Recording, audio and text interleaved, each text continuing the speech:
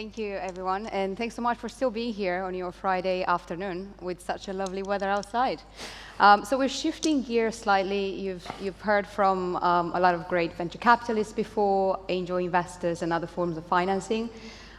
We are talking about media capital today, which is a new investment model, which involves strategic media partners like the ones I'm having on stage, supporting small businesses, particularly in the consumer space, but also other B2B consumerized applications, to amplify reach and grow revenue by working strategically with the partners.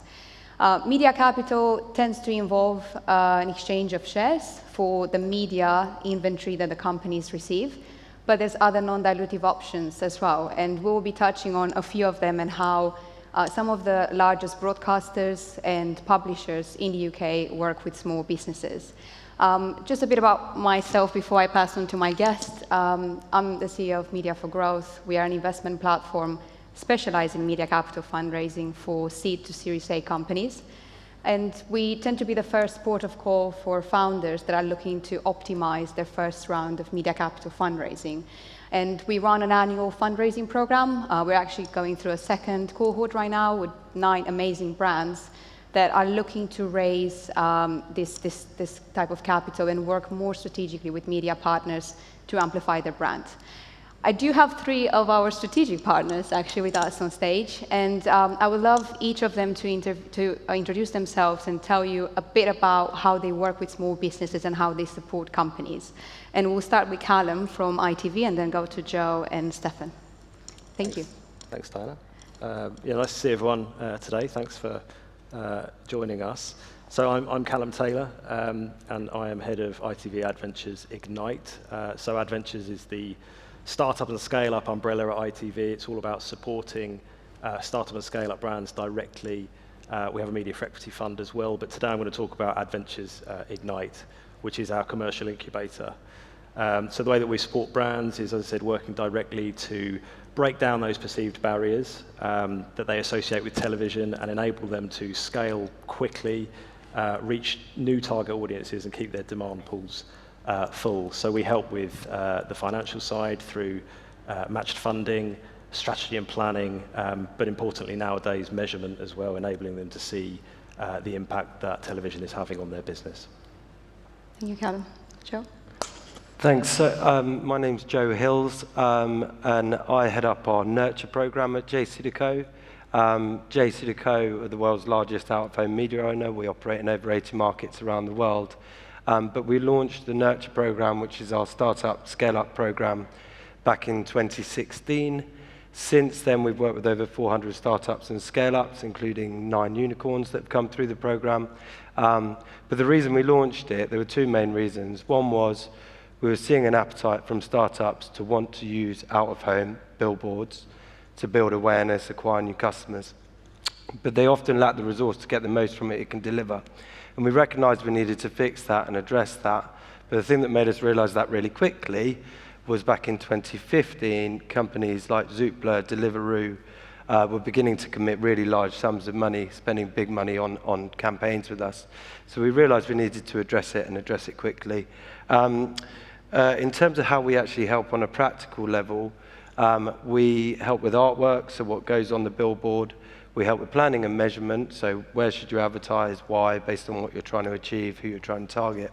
And then on the budget side, then we match whatever the startups spend with us for the first 12 months, but crucially, we don't take equity. The aim for us is to support really promising companies in the hope that as they scale, their spend with us grows as well. Thanks, Joe. Stefan? Hi, everybody. My name is Stefan, working for RTL. RTL AdAlliance is the name of the company part.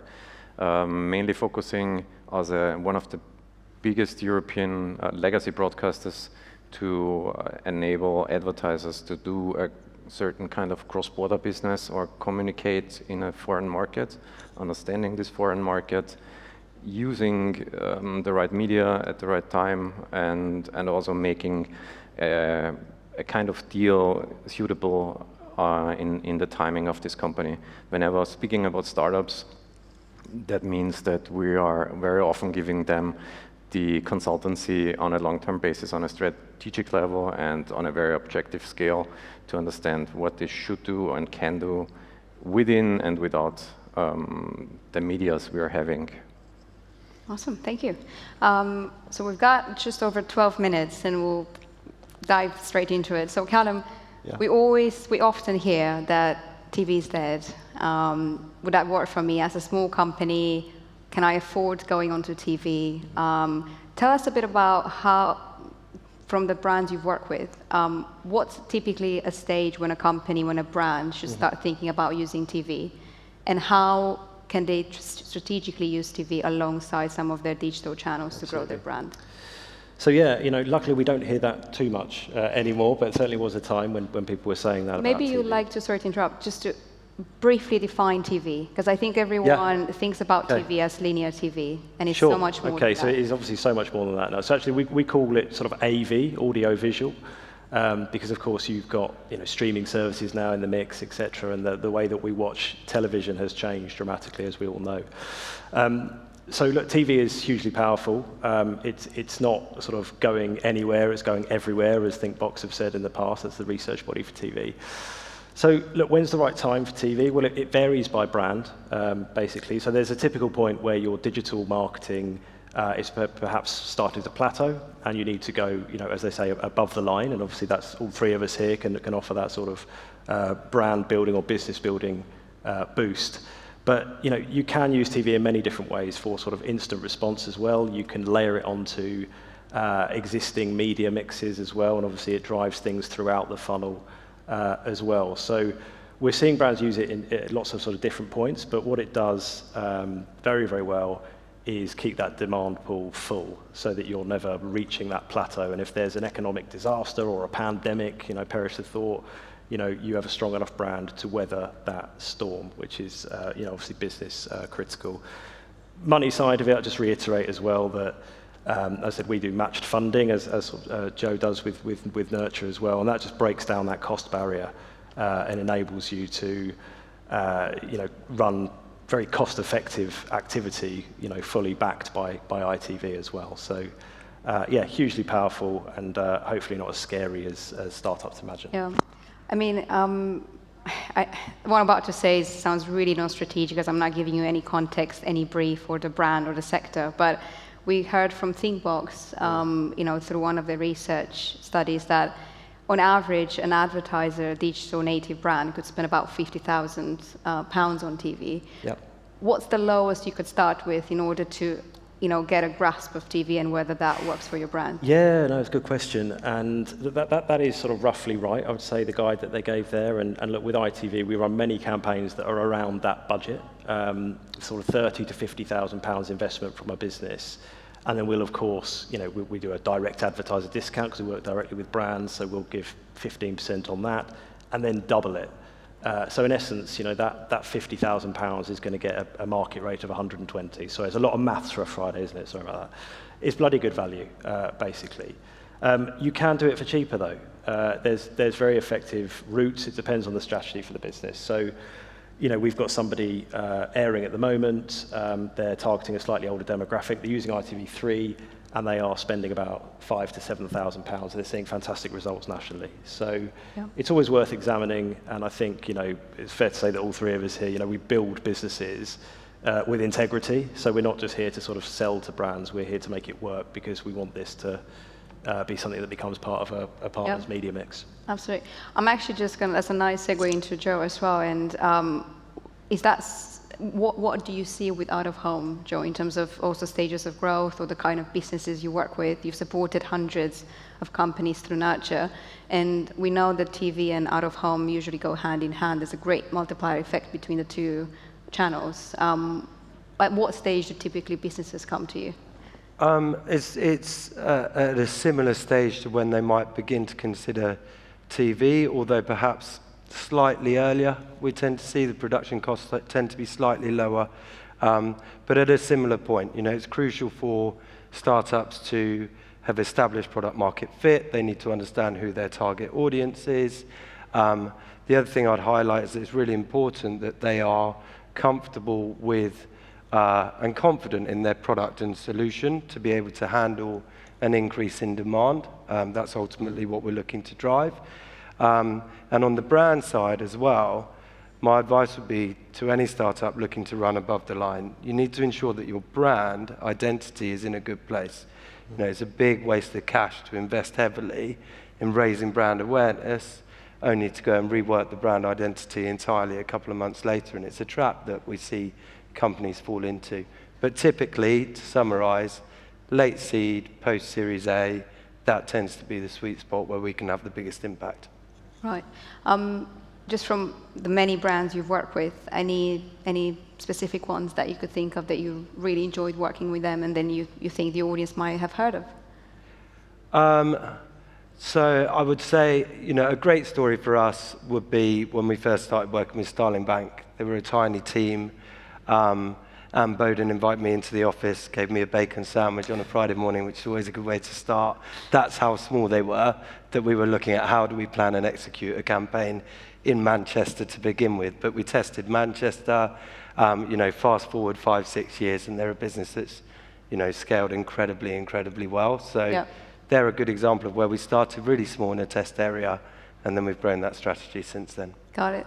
Just before moving to Stefan, because I'm aware the conference brings so many companies from outside of the UK, so you might be from other markets. Do you want to just briefly mention where Nurture exists as a team across different markets? Sure. So yeah, it's live across 13 different markets, so most of the major European markets, then also the US, Australia, New Zealand, and Hong Kong. So that's where we provide the same model of support, match what startups spend with us, and provide all the resource and support needed to execute really meaningful out-of-home campaigns in those markets. Awesome. So staying on that sort of European landscape and the UK as well, RTL connects brands to about 150 million daily active viewers across markets. If I was a company in the UK, a brand looking to enter Germany, for example, France, or I'm in Europe and I would like to come to the UK, what are the key considerations for me as a brand that I should take on before doing that big step? I mean, 5 minutes. 5 minutes is a complex question for a complex topic. The thing is that whenever the two guys here talked a lot about the UK landscape, we are covering only on the core market 16 in Europe, plus US and Asia, and mostly the questions we are getting or the topics we are getting is another market than your home market. So already the complexity on the home market is is very high. So what we're trying to do is to simplify on understanding even then the foreign market and how you could roll that. So I don't think there is not a tailor-made way to do it, but I think there is certain things you need to understand beside your expertise on your own sector, and that's maybe a few things about the audience to understand if the home audience is the same like the audience you want to reach in the foreign market. We're covering a lot of that with our studies. The other stuff is the competition, of course. You would understand who is your biggest competitor in your sector maybe, but you maybe don't know what this competition is doing in the foreign market media-wise.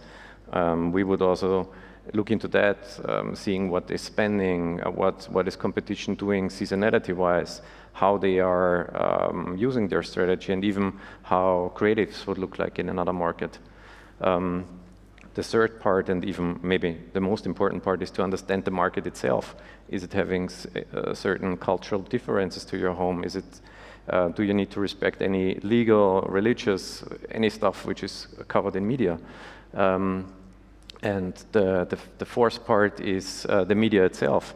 Do you have the right access, the right knowledge about the market? What media is saying what media is owned by whom, what media is having what market share. It's hugely complex. So what we're doing is, to wrap that up, add simplification for any advertiser going abroad. Yeah, I was just listening to what you're saying. I was some brands came to mind where I think they just got they got it completely wrong, or just assuming that, I know you're in Germany, you're going to Austria or Switzerland, and it's all the same, or Netherlands. Without giving any names, what do you think are the most common challenges among brand or mistakes that they make when they go into another market, trying to replicate the same creatives? Yeah, that's exactly what they do. A lot of the brand think whenever they have executed on the home market that they could just copy-paste the thing and put it into another market without really understanding if there could be a certain difference and without thinking that there could be a certain limitation to understand beforehand. That's why I think time is key here, and understanding the way of the first idea going abroad until you execute. That's nothing you would do tomorrow. So we've got just under 2 minutes. I've got this one final general question. If you guys want to take it briefly, all of you or whoever. I think we're living in such a, the media space. We're all in a media space, even though we work with startups. Is fast changing. I actually think this model of investing in businesses or partnering with them will see a lot of change. We'll see a lot of new channels coming in. We're talking about a $600 billion industry. Looking at what you do right now with this model, what do you see changing for you in terms of how you work with small businesses in the next, let's say, 3 to 5 years?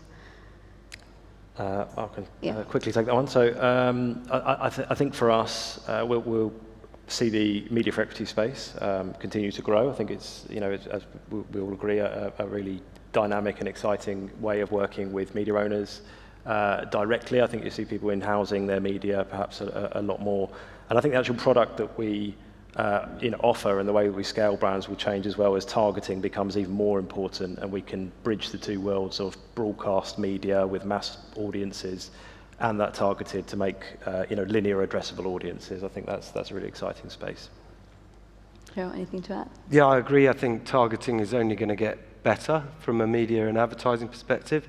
I think it's more a comment on what I'd like to see really, and it's less focused purely on sort of media for equity, but more in terms of fundraising as a whole. I think what I'd hope to see is that more funding goes to more diversely led companies across the board. I think only then will we begin to build an ecosystem which more directly reflects society and addresses the needs that society really faces, and the needs and wants and solutions that they're really calling out for. I think that in turn will foster innovation and change. So for me, it's more how are funds being deployed rather than direct change. We have officially run out of time. Any last words? I think it's important that especially young companies and startups get the trust to test out onto mass media, whatever category it is, but to test out and to understand what value it can bring back, and don't fear the big thing, mass media. This is Thank you all so much for watching. We would love to continue this conversation outside of the panel, and there's more events that we're running, connecting investors, media, VCs, consumer investors with founders. So encourage you to check out the websites, and we will stick around for a few more minutes afterwards if you'd like to have a chat. Thank you so much. Thank you. Thank you.